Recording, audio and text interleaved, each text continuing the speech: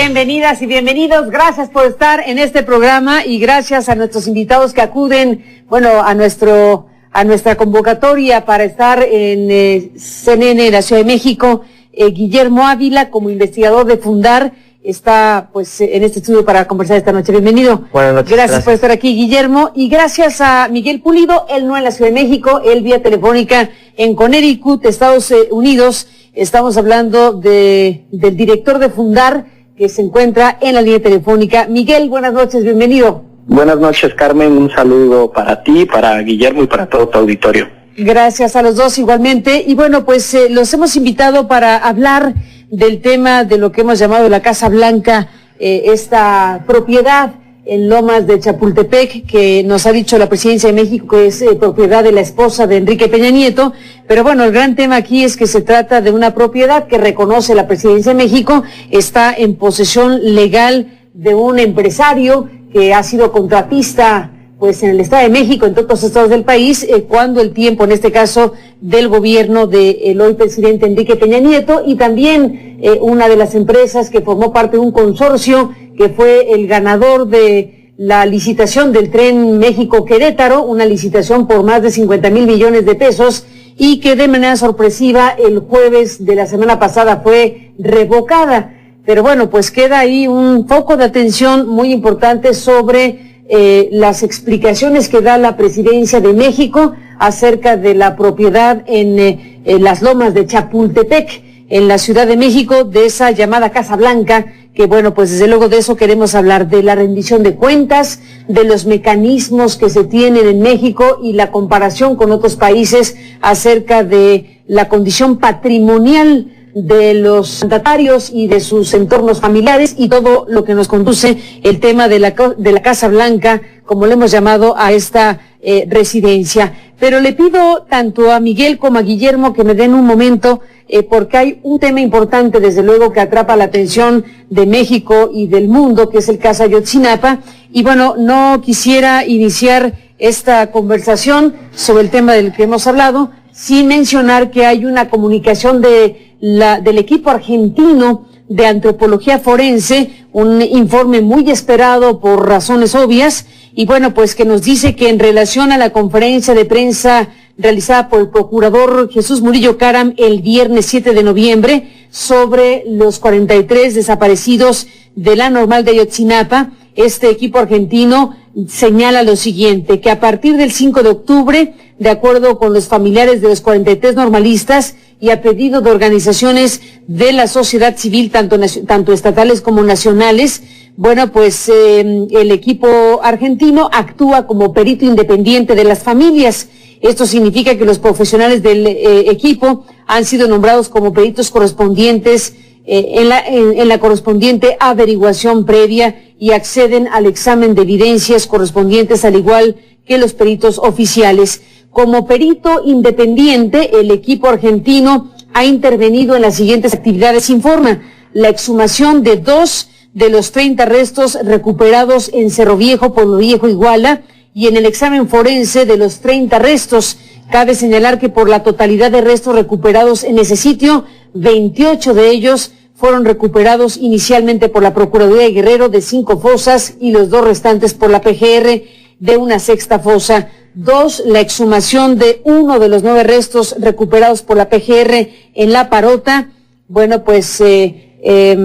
de Lomas de Zapatero, en Iguala, han sido analizados, y en el caso de La Parota no se encuentra que alguno de estos restos corresponda a los estudiantes de la Normal. En el caso del levantamiento de San Juan Cocula, el equipo señala que uno de los puntos centrales del peritaje es la identificación de restos y que ha obtenido resultados genéticos del laboratorio de Bode Technology Group, ubicado en Estados Unidos, sobre 24 de 30 restos recuperados en Cerro Viejo, y que ninguno de estos mostró probabilidad de parentesco biológico con los 43 normalistas. Con fines comparativos solicitó a la PGR una copia de los dictámenes de genética y un conjunto de elementos más de información que dan. En síntesis, hasta el momento no han habido identificaciones entre los restos recuperados en las 3 localidades mencionadas y los 43 normalistas. Había cierta confusión, rápidamente lo digo, sobre el sentido de este comunicado. Tuvimos oportunidad de hablar con alguna de las especialistas precisamente en esta materia, y lo que nos dice es que en este momento no se puede afirmar que son o que no son los restos de los jóvenes de Ayotzinapa los encontrados en Cocula. Eso es muy importante decirlo. La PGR acaba de emitir hace unos momentos un comunicado en donde dice que acerca de lo que dice el equipo argentino sobre los primeros 30 cuerpos encontrados en Pueblo Viejo son coincidentes con los resultados dados a conocer por la Procuraduría, y en cuanto a los restos encontrados en la barranca y el río de Cocula, tanto los argentinos como los de la PGR estarían a la espera de los resultados de su identificación, mismos que serán enviados mañana a la Universidad de Innsbruck en Austria para su análisis. Así que tal como lo dice los especialistas argentinos, en este momento no se puede saber si son o no son, y que hay que continuar las investigaciones en el caso de los restos de Cocula. Hasta aquí dejo esta parte que sé que es muy relevante para todos nosotros y que había una gran expectativa sobre los peritajes y los estudios de los argentinos. Así que lo que queda claro es que en materia de elementos forenses no se puede afirmar que son o no son los restos de los chicos de Ayotzinapa. Hasta aquí dejo esta información y retomo el hilo, Miguel Pulido y Guillermo Ávila, sobre el otro gran asunto que también ocupa nuestra atención en México y en este caso también a nivel internacional, como el caso Ayotzinapa.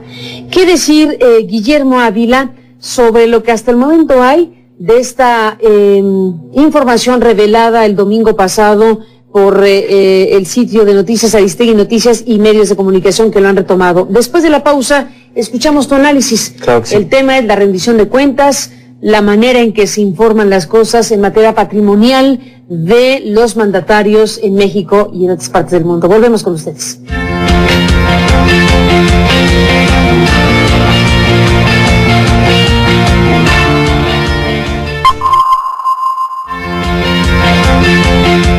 Bueno, regresamos. Guillermo Ávila, Miguel Pulido en Estados Unidos. Guillermo, ¿qué análisis se puede hacer en materia de transparencia y rendición de cuentas sobre el tema de la Casa Blanca de la familia presidencial, que la presidencia dice que es propiedad de la esposa del presidente?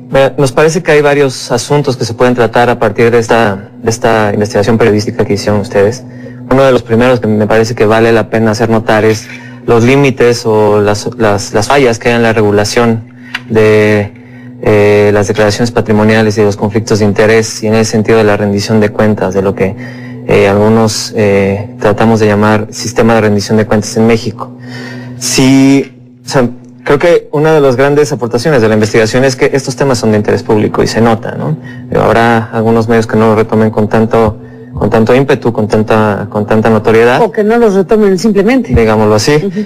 Pero sin duda pues es un tema en el que confluyen varias vertientes de esto que llamamos rendición de cuentas. Por un lado, como decía, pues qué tanto podemos saber del desempeño o de los intereses de los funcionarios públicos a partir de esto. Hay una diferencia importante, me parece, que es que en este caso se trata de la cónyuge de un servidor público, probablemente del servidor público con mayor notoriedad dentro de la administración pública en el país, pero aún así, pues esas declaraciones patrimoniales a las que están obligados a presentar todos y cada uno de esos servidores públicos, pues tienen que incluir esa información.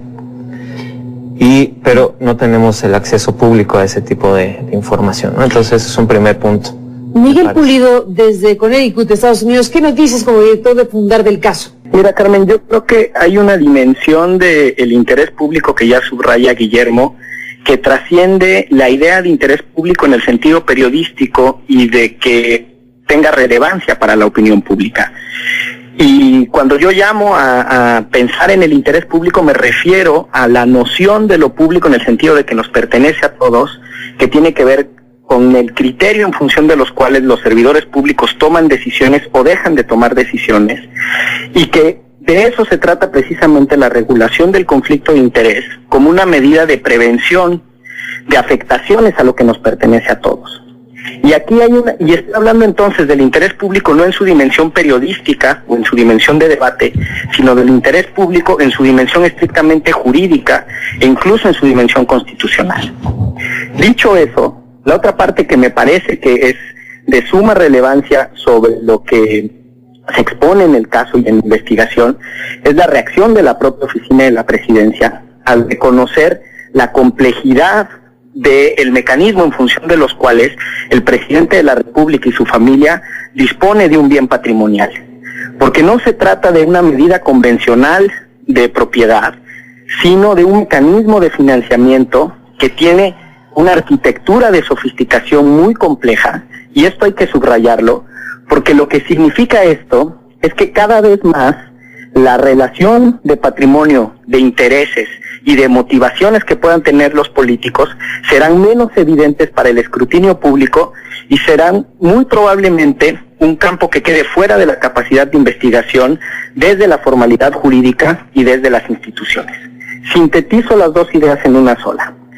Me parece que allende de la discusión periodística y de la capacidad que se tenga en los medios de comunicación mexicana para poder ser críticos, yo lo pongo en una línea. El New York Times, Financial Times, el Wall Street Journal, los medios más importantes de Estados Unidos están retomando la noticia. Yo tuve oportunidad ayer de participar en una conferencia, que es lo que me tiene en la Universidad de Yale, y en donde uno de los participantes me dijo que cómo era posible que estos casos estuvieran sucediendo en México con este nivel de impunidad, si hace 2 periodos un gobernador de Connecticut tuvo que renunciar porque una empresa que participaba en licitaciones públicas había construido una parte del jardín de su casa.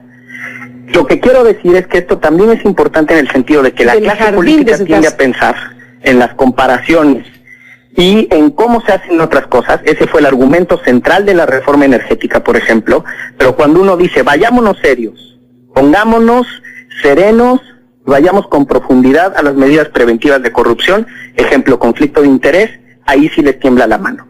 Y por eso es que no podemos conocer, y por eso es que es de tanto escándalo internacional, todo esto que ha salido a la luz, insisto, primero como un asunto de interés periodístico, pero me parece que hoy, más que nada, es un asunto de debate jurídico y un asunto de debate de carácter público en el sentido gubernamental.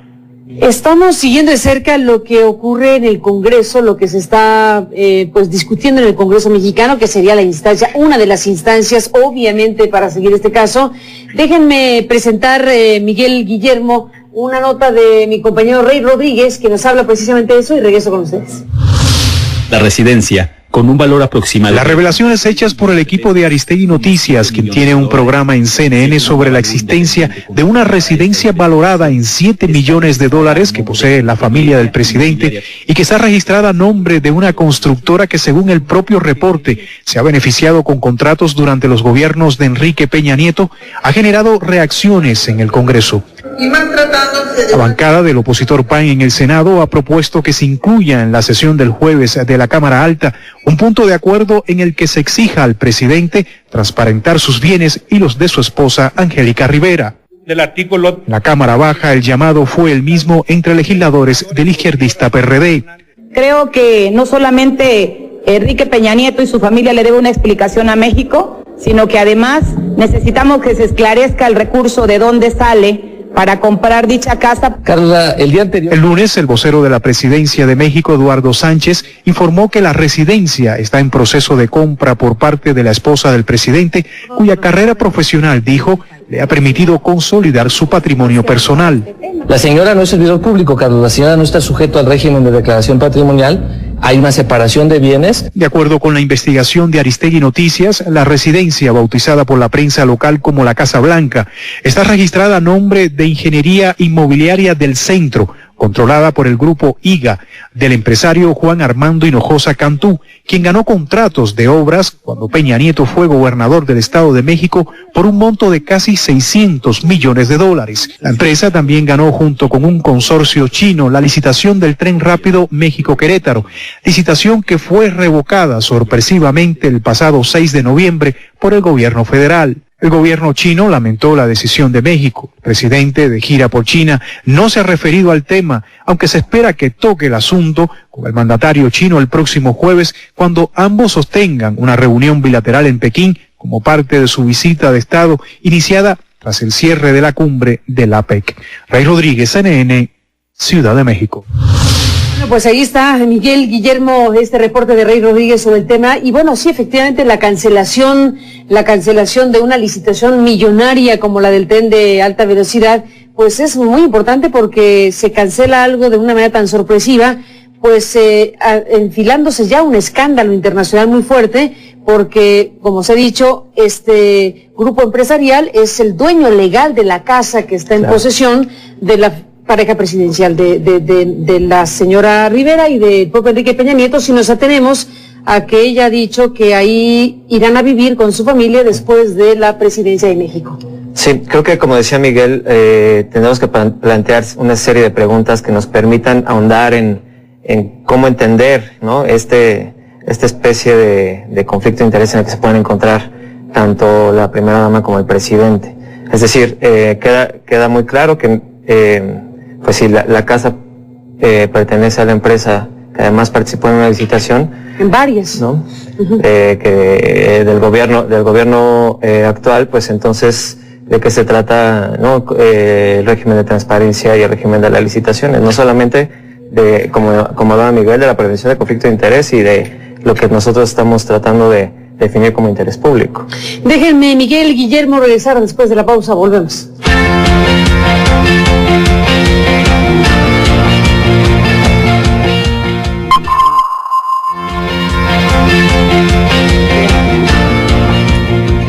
Bueno, Miguel Pulido, entramos en la parte final de este programa con una revisión sobre el tema precisamente de lo que está hoy pues a discusión sobre si convence o no la explicación de la Presidencia de México respecto a la propiedad de esta casa en las Lomas de Chapultepec, si los ingresos y la circunstancia patrimonial de Angélica Rivera precisamente pueden dar para una casa de este tamaño y todo lo que va involucrado precisamente en esta historia.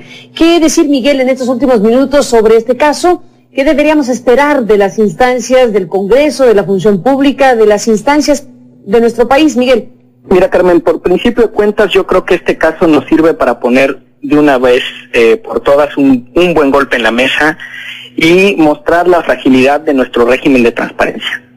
Y digo fragilidad con todas sus letras y no los límites del régimen de transparencia, en el sentido de la falta de una doctrina sobre lo que es el interés público y la falta de un compromiso serio por parte de los servidores públicos de entender que están sujetos a un estándar de fiscalización superior, que la transparencia significa que los ciudadanos pueden conocer mucho más de sus servidores públicos de lo que se puede conocer del resto de las cosas.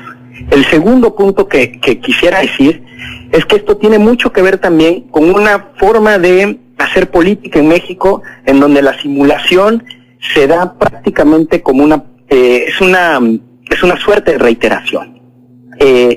Y recordaremos que en su momento el presidente Peña Nieto hizo pública su declaración patrimonial y aquí se aplica aquel adagio priista de que la forma es fondo. Porque aquella declaración patrimonial era un ejercicio exageradamente superficial, era prácticamente un acto de simulación y no se atenía a ninguno de los estándares con los jefes de Estado de otros países declaran sobre sus bienes patrimoniales y sobre sus intereses económicos y sobre sus intereses incluso en términos familiares. El tercer punto que me gustaría poner sobre la mesa es que al margen, porque yo no soy perito ni me corresponde a mí identificar si los ingresos de la primera dama son suficientes para tener una casa de esa estimación o de ese valor. Lo que sí es un hecho es que se dan todos los extremos para afirmar que hay un conflicto de interés. Y el conflicto de interés sí está regulado y sí está tipificado en la Ley Federal de Responsabilidades de los Administradores Públicos. Por lo que el tercer actor que está llamado a dar explicaciones serias y contundentes es la Secretaría de la Función Pública. Creo que esos son los tres puntos, Carmen. O nos tomamos en serio la transparencia. Segundo, dejamos de simular con estos temas de medidas preventivas de la corrupción. Y tercero, se toman en serio su trabajo las autoridades de fiscalización. Y si me permites abusar, ya que tengo la palabra, dado el inicio el contenido del comentario que hiciste al inicio del programa. Me siento obligado moral, profesional y políticamente a expresar mi solidaridad con los familiares de los chicos desaparecidos en Ayotzinapa, pero la segunda cosa es que también corresponde expresar solidaridad con Abel Barrera, director de Tlachinolan, y con los abogados de esa institución que han sido cobardemente atacados por el gobernador de Guerrero, y me parece que también es un llamado al gobernador de Guerrero para que sea prudente en estos momentos. Pues ahí está este comentario, desde luego muy pertinente. Miguel Pulido, Guillermo Ávila, pues agrego para cerrar este programa prácticamente que en el Senado de la República se está impulsando un punto de acuerdo. Se esperaba que lo discutieran hoy, pero no les dio tiempo, y se espera para el jueves que el Partido Acción Nacional está planteando transparentar pues a Enrique Peña Nieto sus bienes y los de su esposa. Acción Nacional propuso un punto de acuerdo que si se suman los demás senadores, lo votaría en ese sentido, diciendo que la Cámara de Senadores exhortaría, si lo aprueban, exhortaría respetuosamente al presidente de la República, Enrique Peña Nieto, a publicitar y transparentar su declaración patrimonial con los requisitos que exige la ley, incluyendo el valor de sus bienes, el monto total a que asciende su patrimonio y los que reciba o de los que disponga su cónyuge, concubina o concubinario y sus dependientes económicos directos, salvo que se acredite que estos los obtuvieron por sí mismos y por motivos ajenos al servidor público, de manera comprensible, veraz, oportuna y confiable. Entre otras cosas, es lo que está impulsando el PAN. Veremos qué deciden en esta semana los senadores. Bueno, ese es el rol del Congreso y es lo que uno esperaría, ¿no? En el sentido del equilibrio, de los equilibrios de poder, entre los poderes, perdón. Pero me parece que más allá del punto de acuerdo, también tendrían que, como decimos, tomarse el debate muy seriamente y aprovechar que vienen también las discusiones pues de las iniciativas anticorrupción, ¿no? Que pasando el presupuesto uno esperaría que empezara esa discusión. Y aparentemente en esta primera parte de la discusión de esas reformas no incluye ninguna medida que pueda, resolver este tipo de problemas. No hay ninguna, o sea, las soluciones a las responsabilidades administrativas de los funcionarios públicos, como es el caso de las declaraciones patrimoniales y de intereses, pues no están contempladas en esta primera. Pues mala noticia, y que habrán de hacerlo, todavía están a tiempo en todo caso. Pues nos vamos, Miguel, Guillermo, a los dos, gracias por estar aquí, y nos mantendremos en contacto, si me lo permiten, como parte de Fundar, y bueno, pues seguiremos cerca esta historia y estas informaciones relativas a este caso de la llamada Casa Blanca de Las Lomas, en este caso que hemos abordado muy ampliamente. Nos vamos, gracias a los dos por estar aquí, pásala bien y lo esperamos mañana. Gracias.